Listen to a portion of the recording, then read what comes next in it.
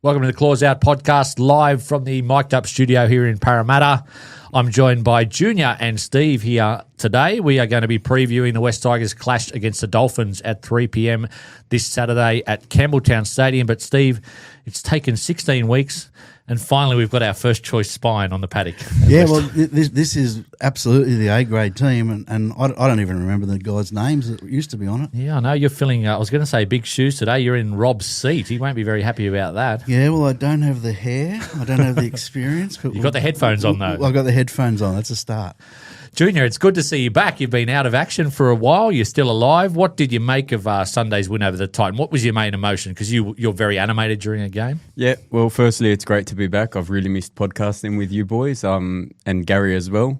Anyway, the game was great. My main emotion was relief. I think that's probably the most emotional I've ever been about a West Tigers win.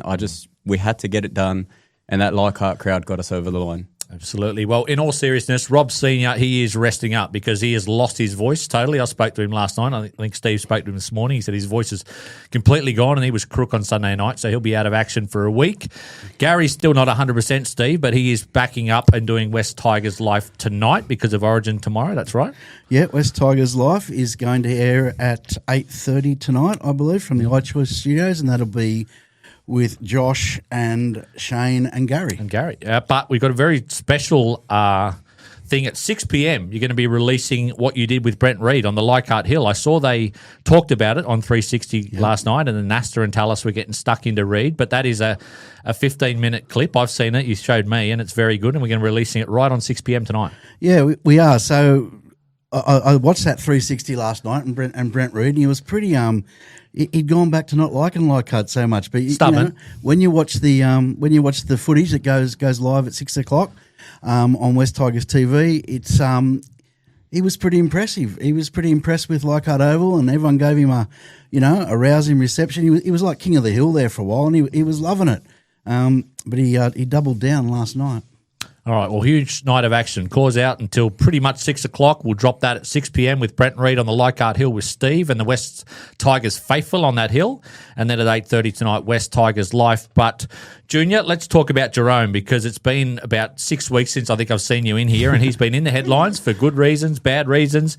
Some people on the chat, your favourite chat, call him, his defender and the boyfriend of Jerome. Yep. But, for one, just speak about his performance over the last month or so, especially in those wins over the Bulldogs and Titans. Well, it's been a tough month for anyone wearing a Tigers jersey, I think. You guys have been pointing out on the shows that we've had a lot of reserve graders on the field, so it's hard to put it on one person. Like a lot of comments I read after that 68-0 loss, oh, well, where's Jerome? Well, where are the other, 16 players that were playing as well? The win against the Titans, he really stepped up. The funny thing was, after his game on the weekend, you still saw the negative comments of, oh, it was only against the Titans. Like, seriously, the bloke put the team on his back, scored a hat-trick. I don't know what more you could want from him after last week. Did he prove you wrong in any way? Because you've said a couple of times he can't control a game like an Adam Reynolds, and I've argued back that that's not really his job, but he owned that game on Sunday. Yeah, so to answer your question, I'm very happy to say he's proved me wrong. He's proved me wrong, and he's proved me wrong more consistently. He seems to be getting better and better. I think his game on the weekend was the best he's had in a Tigers jersey, without a doubt. I suppose my argument has always been that consistency from him, and I've wanted to see what he did last week. Every week. I think that's the sort of player he has promoted himself as, and that's the sort of player that he needs to be for us, and he did that, and he did it. Now, I know you can't do it every week. I get that. I suppose my thing is he just he hasn't done that enough for me on the football field. But I also credit him to having a huge influence on the change in our club and the culture. Our culture has now changed. He's a huge part of that. The funny thing is, I don't think he actually did the Adam Reynolds job. Like, other than maybe two kicks, like the kick for Toa, there was a kick into the in goal where it looked like he took control of the game. What he did is he brought the X factor of when he had the ball, just head down and run. Like that first try, he ran the ball like he was paying Haas for that first try. That was crazy. Yeah. That's what I was going to ask you, though, because some of the naysayers out there would say, like, over the past 6 weeks at times, perhaps he didn't bring that mindset to the game of run first and, like you said, off the kickoff, and you think that's unfair because in games like Penrith, we barely had the ball. There's games like Penrith where, commentators are calling for him to run the ball and try something, and then he tries something, and then someone else drops the ball, and then it's Luai's fault. I just think he's a very controversial player. I think because he's pretty cocky in how he comes off in interviews and things like that. A lot of people like myself and Adel, we love it. Rubs people the wrong way. Yeah, some people it rubs them the wrong way, and I just think no matter what they'll do, they'll find an issue. Like I said, complaints after scoring a hat trick. So he was pretty honest though, and even Benji said he's had to pull him aside a couple of times over the past couple of weeks and have some heart-to-heart conversation. As it might have been around, maybe his confidence did take a hit, or maybe he was feeling a little bit sorry for himself. Yeah, look, the fact that he's an emotional guy, as you just said, right? And with that emotion, I think I've said this before, there's two sides to that emotion, right? One is you got a lot to say, but the second thing when you're highly emotional is you're very conscious of what people are saying about you, right? And I think he hears everything, doesn't he? Yeah, and I think he takes a lot of it to heart, probably too much. What's that old saying? The highs are never as high as you think, and the lows are never as low as you think. And I reckon when he's high, he's really high. When he's low, he's really low. I think he does himself. This is what I was saying the other night. I think he does himself a huge disservice by blowing up and put himself out there, because he puts himself under pressure, and then you have that reaction that he had. And I understand that reaction, right? He didn't really do that this year, though. You're talking about when he said, "I'm Tiger for life," etc., etc. Yeah, that sort of those sort of comments like. And then he came out the other night and he blew up, right? Like you could see that there was so much aggro there, and pent up. That release, yeah.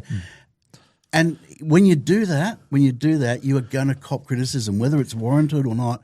You're going to get people. You give people an opportunity to have a go at you. I think what a lot of people forget, but with the whole "I'm a Tiger for life" comments and all that sort of stuff, and the timing of when it happened, it obviously happened when Galvin was leaving.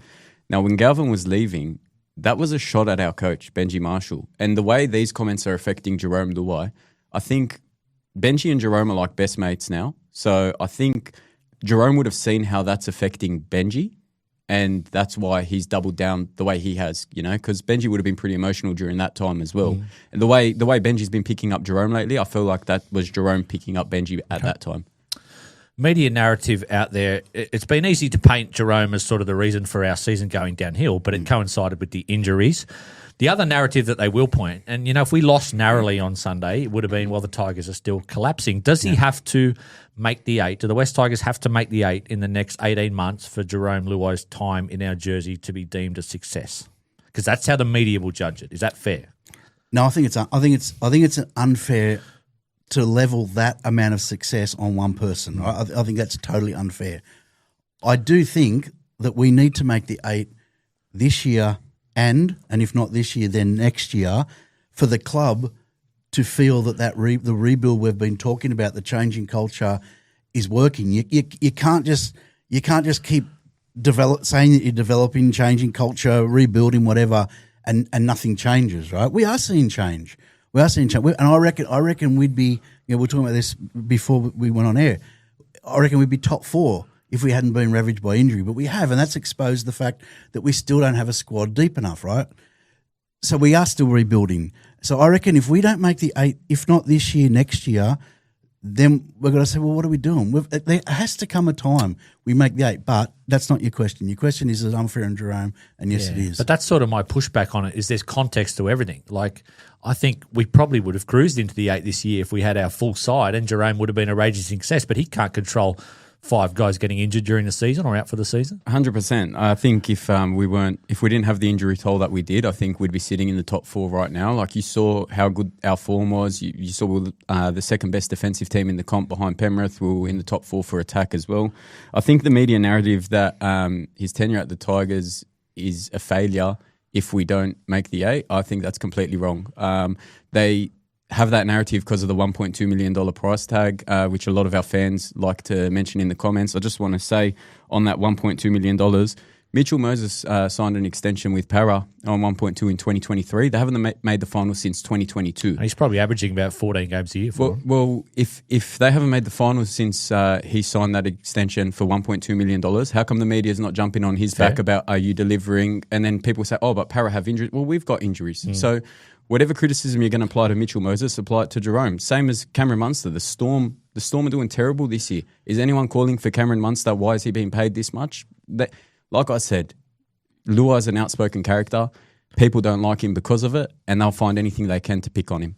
Interesting comment from our close-out show on Sunday. I'm going to read it out and get your reaction to it. From Walter M8. He said, I saw the Luai FU more towards people like Luke Keary, not the average fans. Your initial reaction on Sunday night is you didn't like it because I sort of suggested, well, that's a big FU to our fans. Was it directly at our fans, or was it more towards maybe the media and a little bit of the guys that are maybe getting into his DMs? Everyone, everything. But you like it still, or you still don't like it? No, I don't like it, and I don't like it because of what I just said before. Like I don't like it. It's not. I'm not having a dig at him when I say I don't like it. I'm trying to come from a philosophical perspective, right? He's putting too much pressure on himself. He gave the naysayers another opportunity to shitbag him by doing that. Surely his argument would be, well, people like you and me have a go on him on this show. Yeah. He surely has the right to say, well, F you, that's my return of serve. Yeah, I agree. He does have that right, and he did it, right? And therefore, because of that, there will be backlash, and he has to accept that. So if we get beat by 50 again next week, your point is then, he's inviting more criticism. What he did last week, like you could just see it. Like talking about, is he going to have a good game? You could see he was moving left, he was moving right, he was involved in the game. The way he was geeing up the players around. Like I watched him a couple of weeks ago run out. I was right at the front there at Combank watching it, and he ran out of the tunnel, ran straight down to his spot for the kickoff. Said nothing to know. It was not the Jerome Luai. Last week he was back, mate. He was the energy. He had a was smile there. on his face when he came out. That's how you show it, right? That's what he did last week. That shuts everyone up. So you just wanted him to run back to halfway? That's me, mate. That's my personality. I know that. What's your personality? You would have loved it. I loved it. I loved every single bit. And it was about directed at what? I'll Our tell fans? you why. Because I think it was directed to the people that criticise him. Yep. Like, for example, there's people that watch our podcast and they comment on the podcast, and Adel loves to call them morons. Adel's not calling all our viewers that have an opinion different to his a moron. He's calling the ones that make it personal morons. And I think that's what Jerome's reaction was to. I think it's for the 5% or 20%, however many people that are just constantly shitting on him no matter what for no reason. So I like it, and you know what? Like I said, I'm an emotional person. Jerome's an emotional person. I think if you're gonna find a reason to shit on someone no matter what they do, then that's how you should react. Let it all out, because if you're just going to sit there and let it build up, it will eat away at you the way it has been eating away at him for the last month. And just look at the comments after the Titans game. I know he told everyone, and you're saying that's what's invited criticism. There are people saying, oh, yeah, he had a good game, but it was against the Titans. They're second last. He dumped on the Titans. Seriously. The other thing I don't quite understand is people say, well, that's what we want every week. I think, what, you want to expect a hat-trick from your 5'8" every week? Anyway. Which is fairly hard to do, but again, I do take some points on board that the energy at times, I think he was rocked a little bit by some of the criticism, and I think he perhaps did turn up with a different mindset on the weekend. Let's talk just Campbelltown Stadium before we get into the preview. It's our third game there this season, Steve. You've got the ambush on there pre-game. Yeah, we do. So we're going to be at the Sherwood, right next door to Campbelltown Stadium, and we'll be there from 1 p.m. We've got Dean Collis as our guest, ex-Tigers. Played in the centres and the outside backs. So he's our guest this weekend, so he'll be there just after 1 o'clock. We'll have Yachty's quiz, and we'll have lucky door prizes. We've got giveaways. We've got West Tigers voucher. We've got food voucher from the Sherwood. So, if you're not doing anything pre-game, come to the Sherwood and then join in with the ambush. I think he was a West junior back in the day, Dean Collis. I'm not sure what his junior club was, but I'm pretty sure he came through the west side of the merger. Where do you sit on Campbelltown Stadium? Because at this point next season, it looks like we'll be playing the majority of our home games there. I'm not sure exactly what the agreement is with Combank for next year, but no Leichhardt Oval. It certainly hasn't been a fortress over the past 25 years. Do you blame more the players for that, for not embracing it like they do Leichhardt, or is that maybe the fans for not making the same rabid atmosphere like it is at Leichhardt Oval? It's a combination. I think definitely it's the team. I think even this season and last season, we only started to get some wins back at Leichhardt. I think if you look 2 or 3 seasons ago, our record at Leichhardt wasn't too great either. It's still very good overall. It's good overall now, but like I said, I think we've won the majority of our games in the last 2 seasons at Leichhardt. I think that's helped boost it. I don't know. I think there should be a split. I don't like playing games at Combank. I don't like them when they're at a core. Yep. I just, I know I've heard Dad's arguments about Campbelltown being the future, and I sort of sit on his side of the fence with that. In saying that, I feel like if we had to play for the survival of the West Tigers, and I've got to pick the ground that we're playing at, I'm going to pick Leichhardt for that one game. I don't think we win that game on the weekend if it's not at Leichhardt. Like, you could see once Jerome got that first try, and he even said it, like, he's looking at the crowd like, come on, get up. And you could hear it through the TV. I know I wasn't at the game. You were there. How electric was it? I mean, it's nuts. Like, do you think we come back from 24-12 in the circumstance? Does Alex Seyfarth do what Alex Seyfarth did for that try if it's at Campbelltown or Combank?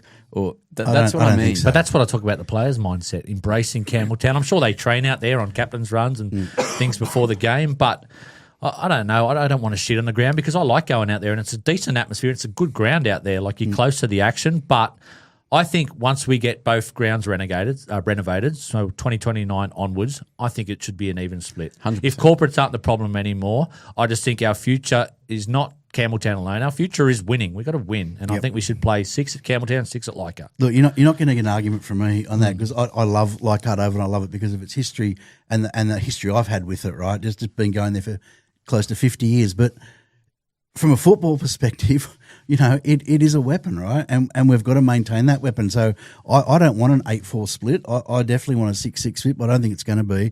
As for Campbelltown, mate, it doesn't have that aura about it yet. Like Leichhardt has it's just got its own feel, right? It's become when I was interviewing people before the game with the Brent Reid stuff, there were so many people that had come from North Queensland, the Gold Coast, Sunshine Coast, Central West, Melbourne. I think it's even gone to it. Rob mentioned Sunday night. I think it's even gone to another level the last couple of years. And the club, the job the club's done, it's almost like a nightclub on that hill. There's people dancing there to the music after every try. I never used to really see that 10 or 15 years ago. You know what, mate? That's the difference, right? And someone said this to me the other day. It was a really good point. There's a party atmosphere at Leichhardt. And it's not just Leichhardt Oval. It's in all the pubs for 2-3 hours beforehand. Right, so people get fueled up at all the pubs. They come in like they want to party. They're ready to party. Campbelltown doesn't get that, right? It doesn't get that feel to it because it doesn't have that party atmosphere yet. But this weekend, guys, we've got to sell out Campbelltown. We've got 100%. To get 19,000 there and rock the joint. All right, Dan can give me the thumbs up. Are we getting the West Tigers team on the screen today or not? No West Tigers team on the screen, but I'll read out the big changes. So Appy Coruscant is back. He will start at hooker. Stafford Toa maintains his place on the wing. So it'll be the same back line that started the game last week against the Titans. Young Lanyon, that's a mouthful, retains his place on the bench. Junior, though, that back row, I've not got nothing against these guys, but that's a scary back row. Tony Suka, scary for Tigers fans. Sione Fainu and Alex Seyfarth at lock. A little bit of hope there at number 22, though. Adam Dewey named it 2022. So let's hope he's a late inclusion. But your reaction to that team, Junior? Look, I usually judge a team based on the bench because the thing is, after 15, 20 minutes, once the main players get tired, you've got to see who's going to come on. And looking at our bench, Lanyon, Afoa, Gaia, Charlie Murray, Makasini, Latu, Fainu. If I'm Benji, the starting side he's named isn't starting for me. I'm taking Pole off. I'm starting Bunty again. I'm even contemplating starting someone else at lock just to get Seyfarth on after 20 minutes. Got a name for me?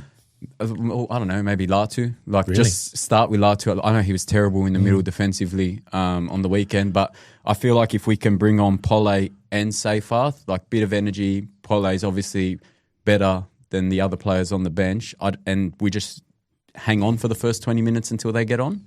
I think that would be the game plan. Because for me, it's like if we go the first 20 minutes with them and then we've got to make changes, like look at their bench. Kurt Donahue, Tom Gilbert, Ray Stone, Schneider. I don't even know what 3 players for us are coming on. Like I know Lanyon's coming on. I know Afoa's coming on. Like who else? Benji only used 3 last week. Well, he didn't use Murray and Gaia. So is there a line through them? And if so, where are we bringing Makasini on? Where are we bringing Latu on? one of them going to play in the middle? Like, I don't see any answers on the bench. We're getting close, Steve, to that first choice backline, especially if Adam plays. I know Stafford's on the wing, which is not what we expected, but that's almost full strength. But that back row, just like we're decimated. Yeah, we are absolutely decimated. I don't mind. Like I don't mind what Junior's saying about whether Pole starts or Bunty. I'd be happy either way. I think, you know, I've always said I wanted Sione to start and Pole come off the bench, so for the same reasons. But even saying that, our starting three in the middle with Terrell, Pole, and Seafarth, that's a pretty solid middle to start the game with, especially if Seafarth aims up, and Seafarth's much better in the middle. But holy smokes, we'll talk about the Dolphins later, I suppose. The way they throw shape and the way they attack the outside four defenders on either side, and they do it so fast. Our back row, I don't know. I don't think – I'll disagree with one thing you're saying. It's not a disagreement because we don't really know, right? But I think Latu will probably get a run in reserve grade. I'm not sure he'll be – but especially if you got Dewey sit down there at 22 and he's a chance – I can't see Latu getting a start. I think Lanyon would get on at 9 ahead of him, that's for sure. Just back on that back row, surely the club has to do something before June 30. And no offence to those guys because they try their ass off and they played some great football last week. Seyfarth and Sione at times this year, and Tony Sukkar did an admirable job. But surely you'd be looking at a club like the Dragons, like a couple of forwards that they might be willing to let go or get off their books. I'm thinking of Luciano Leilua. You suggested Spencer Leniu, that potentially there's no sign of the winger's name. Who's the winger? Skelton for us this week. I don't know if he's injured or out. But surely we have to bring in a forward because we've now lost KPP for 12 weeks, which is basically the season.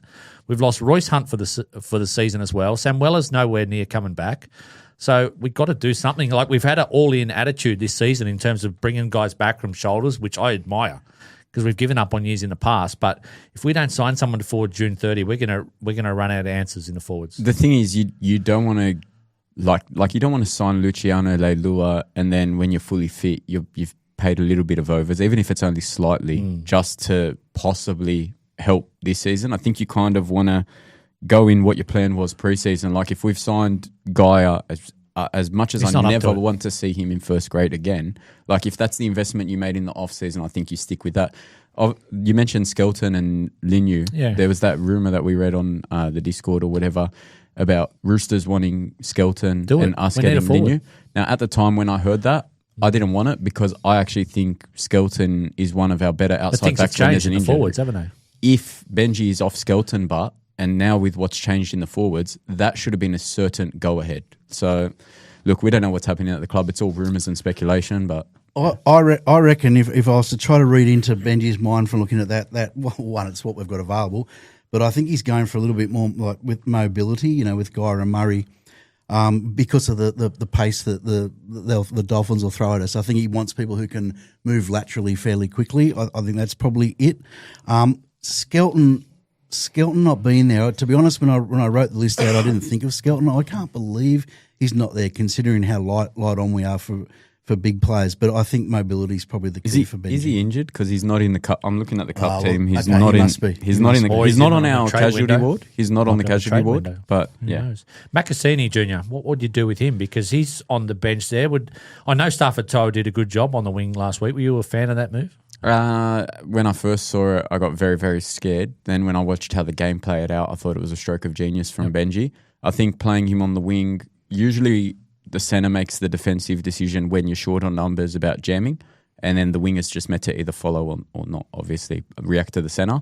So I think playing him on the wing, you're taking the decision-making away from him. He's usually a right-side player. Playing him on the left wing, I think that shows how little trust Benji has in him because he's put him outside our best defensive edge with Taylor May there, Jerome Luai, another one inside as well. So I think it was smart from Benji. I wouldn't have played Macassini. Look, I think Macassini on the bench is...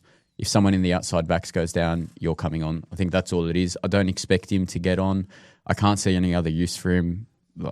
We kind of need another back row or middle on the bench instead, if I'm being honest. He might get on if Lanyon doesn't play, because if Appy only plays... Lanyon's playing. But if Appy only plays 10 minutes. Even if Appy plays 80. If Appy only plays 10 minutes on Wednesday night, he could play 80 on Saturday, and Lanyon may not get on. I think it'll come down to what we need. If Appy plays 80 for the Tigers this week against the Dolphins, then Lanyon will come on as the lock. That's what I think. Because Lanyon's played lock and hooker. What do you make of him? You must have been impressed. Yeah, look, there was... Small sample size. But. Yeah, very small sample size. The thing I liked about him is it didn't feel like he was... Like when Latu comes on at 9, Latu is just like serviceman, you know, just passing, trying to make his tackles, whatever. And then in a game like the Titans game where Latu was poor defensively in the middle, all of a sudden no one ever wants to see him in the middle again. I just think he had a bad game. That's all it was. With Lanyon, the thing I liked about him is there were times where the markers were caught out, and when Hope's there or Latu's there and they're just getting the ball to Jock and Jerome, he actually decided to put his head down and run a bit. So, yeah, you can tell naturally he's like a 9, which is what I liked. But, yeah, from the things I was reading, he's played as a lock forward as well. I think that's where he'll come on this week if Appy plays 80. Redcliffe Dolphins, they're flying high at the moment. They've got some interesting changes this week because a lot of guys involved in Origin, no Hammer and no Cobbo. They're not even named on the extended bench, so they won't play at Campbelltown on Saturday, but they have named Jack Bostock to start in the centres, and they've got Max Plath and Fina Fuiaki on that extended bench. So expect all three of them to back up if they get through unscathed. I don't even think Bostock is playing. He might be the backup in Origin. Isaiah Katoa and Isako are both named, Steve. Like you said, they're red hot at the moment. They're in 4th place. They've won 6 games in a row. 5 of them, I think, have been by 20 or more. It's impressive. Very impressive. Flegler also has not been named. That's a big out. That's good for us. Good pick up by you there, Steve. I missed that. Mate, I'm on to you. On the ball, yeah. You've actually written out the whole team. That's probably what I should have done, shouldn't I? I write them down, then I can't read what I wrote. Yeah, same. No, mate, they are in red hot form. This is going to be a really, really tough game for us. You know, for us to have any hope against this side, our defence is going to have to be absolutely spot on. And not only is it contact, it's just keeping our defensive line intact, because the minute our defensive line gets out of whack and our spacing, or we get caught in short, we're in massive trouble because they will just fling it out wide and go around us. Slow start, but are they a premiership threat? They were 2 and 4. I'm looking at that top 4 at the moment, and are they the threat to Penrith? I think you can give the trophy to Penrith now. But if you told me you've seen the future and Penrith aren't the team that wins the comp, then I would pick the Dolphins as the team that upsets them on the day. I don't think there's anyone else at the moment. Maybe South Sydney. But yeah, there's not too much. I don't think the Warriors are a threat to challenge Penrith. If they couldn't beat them when they had all the players out the other week, then I don't think they'll ever beat them. So when they're hot, they're hot. But the thing with our game against them this week is I think it's going to come down to the Dolphins. Obviously, if they're gifting us possession, making stupid errors and things like that, I feel like that's our only chance. If they show up, I feel like it's going to be a whitewash, if I'm being honest. That's a chance, though, Robbie. That is a chance, because their discipline is poor and they can be got at, and especially in the forward pack. They can become quite undisciplined. They've played they're great front runners, and they've been out in front by miles in these games over the past 6 weeks. But they are missing, they're also missing our signing for next year, Jake Avarillo. I know he's been out for a while, but to miss Hammer, Cobbo, Avarillo, and Flegler, that's 4 big guns out of their side. So surely if we can get AD back, we're a puncher's chance, aren't we? Maybe, but the thing about the Dolphins is, when you talk about certain teams' DNA, I think their DNA is kind of a bit similar to ours, back in 2009, roughly, where they could either come out and get smashed because they can't catch a ball, or they could match it with Penrith. Like you saw, they got beat by Manly, 52 to something, and then they lost by 1 to Penrith and it looked like they were going to win the game. So they're literally a wild card. They could be anything on their day. I just think with the team that we've named, in particular the bench that we've named, and the back row, as you pointed out, then yeah, I think it's going to come down to how good are they on their day. Probably wishful thinking, but Katoa was in. He got some injury last week and missed training. If he's out, does that change something? Because he's a great, not a great halfback yet, but he's an elite footballer. He's going to be one of the best halfbacks by the time he hits his peak, in my opinion. Every time he gets the ball, it just looks like something's being created. Even when you think he's going to go out the back and you've shut down the fullback, you've shut down the short ball, he finds a way to throw that tunnel ball. That tunnel ball that he throws really scares me this week, especially Patrick Herbert, because Patrick Herbert, he's kind of good at identifying the fullback sweeping out the back, or even like Nicarima going out the back. And I feel like he'll 100% commit and jam on that. And Katoa's got the vision to just throw that skip pass straight to the centre. So, yeah, I think if he plays, he's going to have a field day the same way Nathan Cleary did against us. I think, Steve, we've mentioned enough strengths about this team. They are averaging 29 points per game, which is very, very good. What about some weaknesses? You mentioned perhaps discipline, or they can be a little bit temperamental. Yeah, discipline. Also, their edge can fall apart. It's a pity we've just lost our 2 edge back rowers, because if we were throwing, if we were running our back rowers at the way Samuela was, and Kaipi's Paul as well, I think we'd have some yardies down there, because they can get really loose out on the edges. The other thing, I'd be running a lot of traffic at Katoa. I agree, mate. I think he is going to go down in the record books as one of the best ever, but he can miss a tackle. He misses 3 or 4 tackles a game, so I'd be running at him a lot, one, to tire him out, and because he's a defensive liability. The other bloke who's a defensive liability is the Lock Knowles, so I'd be running some traffic at him. And when you say that, so you're going, I think we're just got to take them through the middle, try to put pressure on them in the middle, and they will start to make mistakes, because they can get them off their game. And then defensively, just make sure we are rock solid, which I don't know whether we can do. Weaknesses? They're missing some of their back line. Like, surely, I think there's a rookie winger out there somewhere. Yeah, I think, like Steve said, I think their weaknesses can be on the edges at times. I think if they get a bit flustered at the start of a game, you'll see Farmworth, and I know Avrilo's not playing, but you'll see their centres make some bad decisions defensively and things like that. Like I said, I'm not impressed with our team, so I don't think it's them having weaknesses as much as it is us not really having any strengths. Like, even if Adam plays, if we were going to get people back this week, like Steve said, I'd want our 2 back rowers and Twal, because if I saw Sam Fainu, KPP and Twal named for us, we'd absolutely dominate them in the middle, to the point where I feel like their edges would have to do too much work, because their middle would be so shot, and that's where we're a fighting chance. But I just don't see where we're going to put a dent in them this week. So just on AD, like you mentioned him there, why is he at 22? He must be a chance, right? Rob has said a couple of times on the pod, like, this is a game we can lose and still have a chance to make the 8, right? Like, this is not a must win in some eyes. But do you reckon Benji's looking at it as must win? Do we back if he's 90%? We've got to steal one of the next 2, because it's Knights away, which won't be easy if Kalen Ponga's there next week in Newcastle, before we get St George, which no game's going to be easy with, if Appy's out and injuries are out. But I think if we want to make the 8, we've got to keep staying above that 100%, because our 4 against is shot. We're still not in the 8 at the moment. We're 7 and 6. So do you think it's an all or nothing game and you risk AD, or do you hold him back for a week? I don't know if I risk AD. You trust Peter. I don't know if I risk AD. I think you got to trust the team that you've named. In saying that, I'm making it very, very clear to the 19 that end up being named that this could be one of the biggest moments in West Tigers history if they can get a win this week. Because if they somehow manage to upset the Dolphins and get a win this week with what's coming up and with some of our stock coming back, like, this is a season-defining moment. Like, I do really want to go all in and win, but at the same time, I don't think we have that luxury of, because it's so slim of, are we going to beat, like, adding AD back. AD's played great footy, but the one thing AD's had this year that he hasn't had in previous years is a back rower that's actually an attacking threat. So now, even when he comes back, like, no KPP, like, what's he going to have outside him? Tony Suka? Like, is he still going to be the same, plus carrying the injury? I don't know. Mirko matchup of the week, Time Junior. Looking to transform your home without the stress at Mirko Renovations. We don't just renovate, we bring your vision to life, whether it's a modern kitchen, a luxury bathroom, or a full-time makeover. Our team delivers high-quality craftsmanship with attention to every detail. Mirko Renovations handles it all. Yeah, so for the Tigers, I think our key player this week is going to be Api Coruscant. We saw Luai step up last week as a leader, and I think him coming back from Origin, he's going to have to rally the troops and find a way to get us over the line.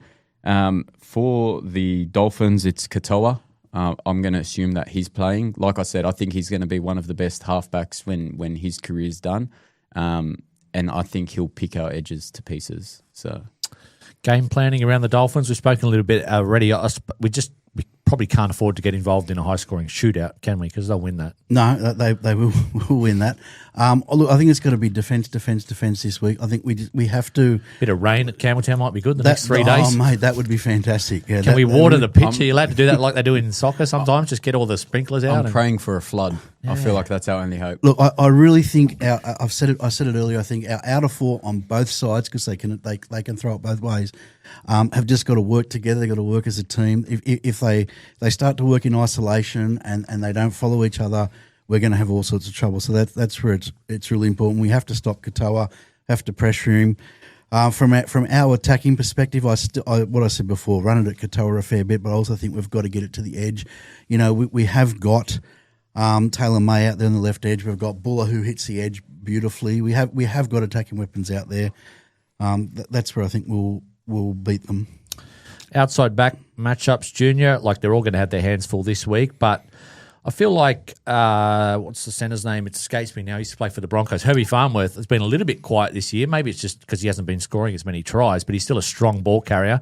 And Jack Bostock has really in turn impressively because he came back from a knee injury and he's hit the ground running since he come back. Well, Farnworth's against, if I'm not mistaken, Herbert this week. Yep. So he's going to look like the best centre of all time. Not trying to be too negative. That is very negative, though. I thought he was all right last week, Patrick Herbert. You didn't like him? I think he had some good carries. I still think defensively... Guesses? Yeah. Like, you know, I kind of... If you're going to guess... I know Adel hates it, but if he's going to guess, I kind of wish he'd kind of guess for an intercept and just, you know... If you're going to guess and, you know, they are a chance of scoring a try, like at least make us a chance of scoring a try at the same time. So, yeah, I don't know. I think he'll cover her, but I'm sorry. I'm usually more positive to all our viewers out there. But, yeah, this week I can't see a West Tigers win at all. So... What about the fullback, Trey Fuller? He's a pretty handy backup there for the Dolphins. He's no hammer, but he's done a very serviceable job for him in the past. But we've got a pretty elite fullback at the moment. Dream Buller's in great form. Yeah, well, again, that we talked about this the other day, that mid-channel bomb that they put up and he follows through in the middle, he's always a try-scoring chance at that. So they did that to good effect last week. I'll be doing it again this week. You would think not having hammer is a huge advantage, but this guy sort of fills the gap really nicely, and he is a very strong returner of the football as well. So again, our defensive line, when we're chasing the kick, we need to be going up in numbers. Has he gone to another level this year, Jareem? You haven't been on the last month, but you must have been impressed coming back from that shoulder, the way he's attacked the game. Yeah, well, I've always said how important he is to our team. I think behind Appy, he's probably the next. I think we've had this discussion in our chat about him being irreplaceable for us because we don't have the luxury of a Trey Fuller when Buller's out. We have Heath Mason or moving to Ruva. So, yeah, I think Jareem will be an elite fullback. Adding on to you and Adel from Sunday, I don't know if he's there just yet, but like Katoa, he's showing all the signs of becoming elite. So, yeah. Well, Senior's not on tonight, but he made a ridiculous comment earlier today. Yeah. Maybe it wasn't ridiculous, but he said... Made a couple. He said basically that Jareem Buller had a better game than Keanu Kinney. And Jareem Buller did have a faultless game. And I don't play Supercoach, and I don't give a shit about Supercoach. So I'm sure Keanu Kinney scored 1,000 because he set up 3 tries. But he did make a couple of errors, but he was basically saying... I shouldn't say he wasn't saying he lost in the game, but he was saying Buller had a better game than Kinney. I don't know about that. I think his words were... Because he was upset with all the hype that Kinney was getting and probably the lack of praise Buller was getting. That's fair. So I think that's justified. I think when Jerome scores a hat-trick, but it's kind of hard for anyone else in the Tigers to get... Like the only 2 people the commentators gave a rap from our team were Seyfarth and Jerome. Who was your 3-2-1 Sunday? Jerome 3. Buller 2. Seyfarth 1. Okay. That's fair. So, but to say that, I think he said Harrison and Kinney cost them the game. I don't think they're in the game if it's not for Kinney. So I understand what he's saying. Like he did make some big errors. But I like having a crack at people when they're not here to defend themselves. Isn't it great? Isn't it great? I'm sure there was something on your phone right now. I can hear him coughing. All right. The halves, we've mentioned them already, but we haven't spoken much about Jock Junior. What do you want to see from Jock? Anything different than you saw last week? I thought you're wincing there, but I thought his kicking was fairly good last week. One bad one. Yeah, I think I'm a bit hard on Jock. I think for someone that's meant to be a backup half, I'm probably one of those people that Adel refers to that expects a little bit more. But yeah, I just want to see him with a good kicking game. I don't want to see like you're allowed to make an error.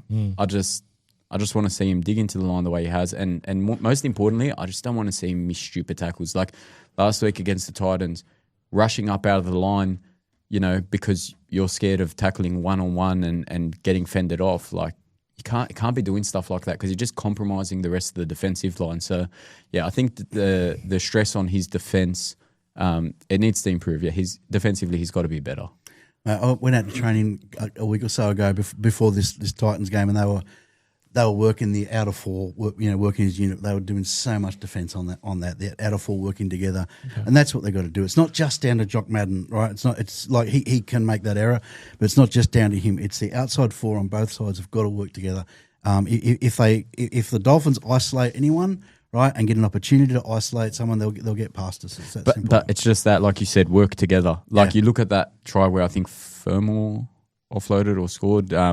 Like he's up out of the line by himself. Yeah. Like they always say, what's the old saying? You're as fast as your slowest person. Yep. Like you got to be up together. So, do you think that combination's improving though of Jerome and Jock, because it got off to a rough start? Obviously, we had some big losses, but I feel like Luai's taking more responsibility in that kicking game.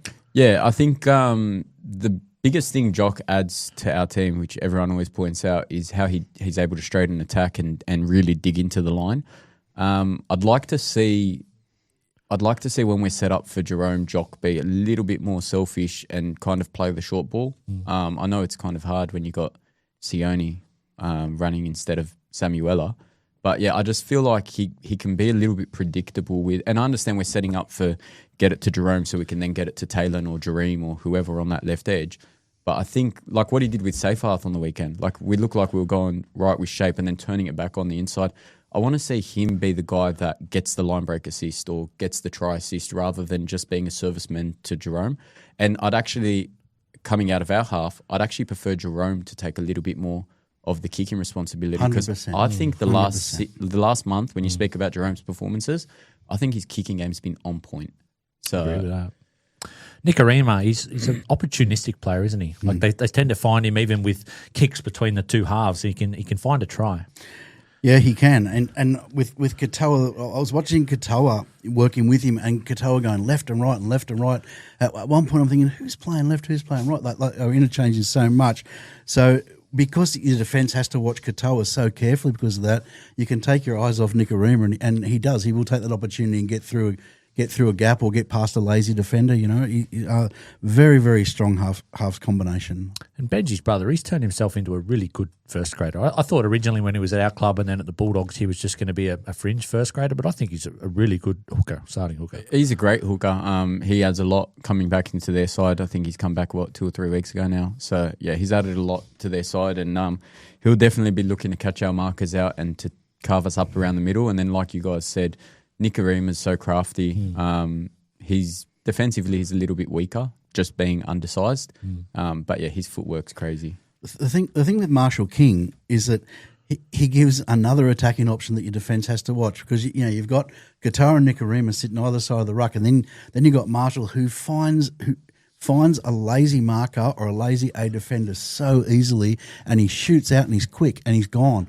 And so if you're trying to pressure your half and jump on the line early, then he will go straight through, go behind the ruck. The thing is, you can't kind of fluster the Dolphins, because one thing I'll say about literally every single one of their players, 1 to 19, is they've all got pretty high footy IQ. Like you look at when they're set up for their shape, for example, and then say Marshall King notices something with the markers and he takes off, and then all of a sudden you see Plath or Donahue or whoever just react like that. And even Katoa, I've seen times where Katoa's 5 meters deep, ready to set up shape with Nicarima. He sees King go out a dummy half or Plath go out a dummy half, and straight away he reacts and he's there. Their ad-lib footy is second to none at the moment. They know how to be in the right places at the right time. Even when they attack the right side, tackle breaks down, and then all of a sudden, like you said, you see Katoa on the short side, and then he's like, wrapping over to the left. Yep. And then when they run the shape to the left, everyone's timing is just to perfection. Like so just on that, you're talking about that backup play. Well, that's what happened to us. That's how Titans got back into the game last week, right? Someone went through a gap. Well, the first try was down that left side. Then there was 2 tries through the middle, And before you knew it, there was two Titans either side of the ball carrier, to run away and score those long range tries. Now, if the Titans do that to us, this team will murder us if we allow that opportunity to present itself. And that's probably something that we've got to try and do. Like, if we want to compete in this game, it can't just be, Terrell May's taking a hit up. Yep. Let's watch him take a hit up. It's got to be Terrell May's taking a hit up. Buller, you got to be sniffing. Appy, you got to be sniffing. Like, we've got to be backing up off each other. There's a little weaknesses in that forward pack, Steve, because it's a little bit of an unheralded back row. I know they potentially could start Fini Fuiaki, who's in the Origin squad. Yep. Kafusi and Molo, they're sort of veterans in the front row. So if we get a slightly heavy track, I don't think that's a world-class forward pack, at least on paper, to start. No, and you could isolate Kafusi for sure. He's a little bit older and doesn't move as well as he used to, so you could. Not having Flegler there is a definite advantage to us.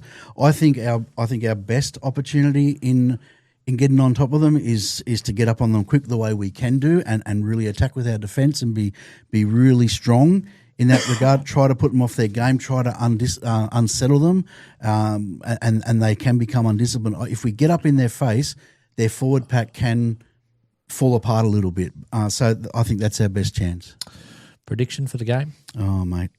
I would love to say a Tigers victory, but I just can't see it. I can't see it. Do the rain dance the next few days. Yeah, If the rain comes. Look, a wet track evens it up. Other than that, who's reffing, Junior? You always look that up. Can you look that up for me? Who's reffing? Ziggy, whatever his name I like it when there's a ref, like a no-name ref. You know what I mean? That doesn't have a big profile. I feel like those guys like Adam G. Yep. And Atkins and Jared Sutton almost carry a bit of arrogance with them that they want to be the main person. And, of course, your mate Klein, who won't give you to comment on today. Yeah, no. But I think that Ziggy, is he the guy with the moustache? Yeah, I like but him. He's a little bit like Todd Smith, right? He and Wyatt Raymond, you can tell they're very soft people.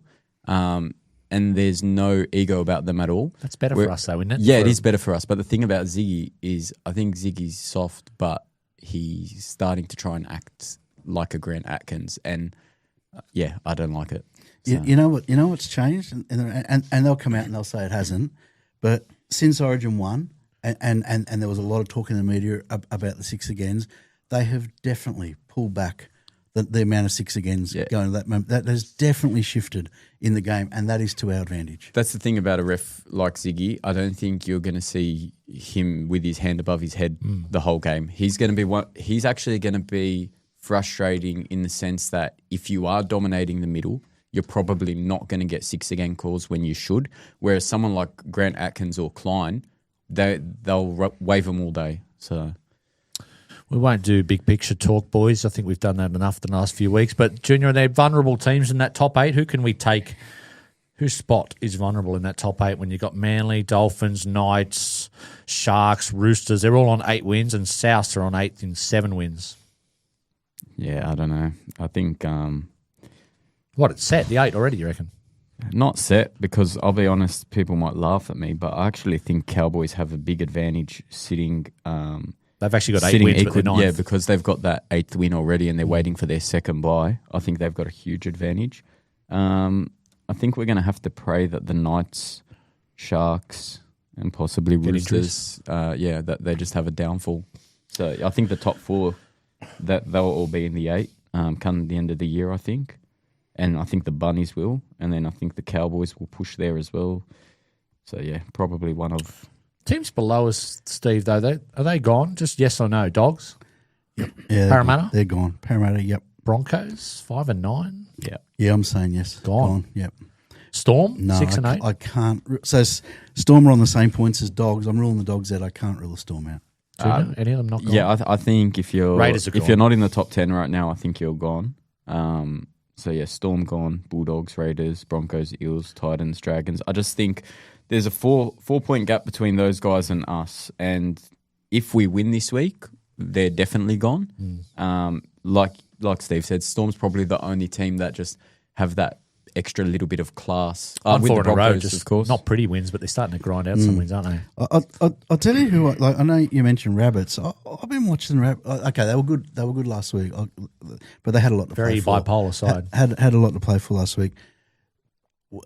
They're not. Yeah, they're not consistent, right? They could drop out. They're missing him big They're time. missing Latrell. But how long's he out for? It's fairly long term, isn't I'm it? not sure because I thought that he was possibly a chance of playing Origin 2 or 3, so I'm assuming he's near a return. But And Roosters same, mate. Like Roosters, 1 minute they look like they're going to win the comp by a lap. flat track. And next time they're terrible. So they could. And the Knights, mate, they're only one injury away from falling away. Origin tomorrow. Who cares about Origin? But I'll be watching it and I'll be betting on it like usual. So I suppose I do care about it. With Ashley?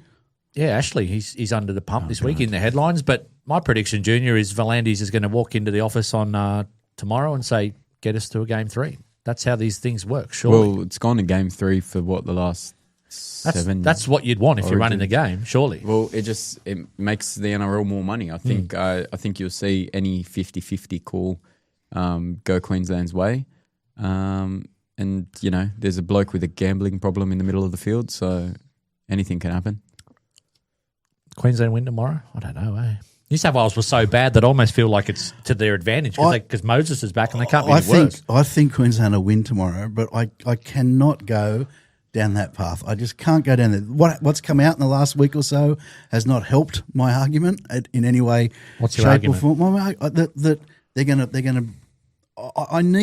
As a sports lover, I need to believe that tomorrow night is a genuine contest. I think it's genuine. I don't think they're going to say deliberately cheat the game, but I think 50-50s, one team's 1-0 down and that NRL desperately want to decide on. I desperately want to believe that's not the case, but I am struggling. Look, I think Queensland will win because I think they're the better team, and I have absolutely zero faith, and I hate saying it because I loved watching him, zero faith in Laurie Day. There was another article that came out yesterday or today about, I know the press can carry on with a load of crap, but sometimes they're pretty close to the truth, saying that he's he's not pumping them up. It's very He sounds a bit lost underwhelming. when he talks at the moment. He does sound lost, yeah, absolutely. And I don't know, his bench is crazy. How he left out that back row from Manly, that is beyond me. So I think Crazy. Queensland will win, but I think it's because they're a better coach team and a better side. I hope Bappy gets some game time. He surely will. I don't. Really? I prefer he just gets 30K for showing up. I want him fully fit for the Dolphins game. It's selfish of me. True. I think he's the best hooker in the state by far. I don't think it's close. If we had game 1 over again, I'd have the combination of Appy starting and Brayley off the bench or vice versa. And I don't think anyone else, I don't know how Reece Robson gets a nod before both of those guys as a starter. So, yeah. I hope Bostock gets 80 minutes. And I'm praying... Injuries for the Dolphins as well. yeah. That's what we want. Yeah, Fini Fuyaku. Yeah, Close maybe. enough. Yeah. I thought that was our best show of the year, boys. What do you reckon? yeah, without doubt. Big shout out to Rob Senior and Gary. I do miss Coach. I miss you, Adel. Thanks for tuning in. We'll be back. We've got West Tigers Life tonight at 8:30, and Brent Reid discussion will be dropping in about 10 minutes. It sure will. 6 o'clock. Have a look at it. It's great footage from Leichhardt Oval. All right, go the Tigers on Saturday.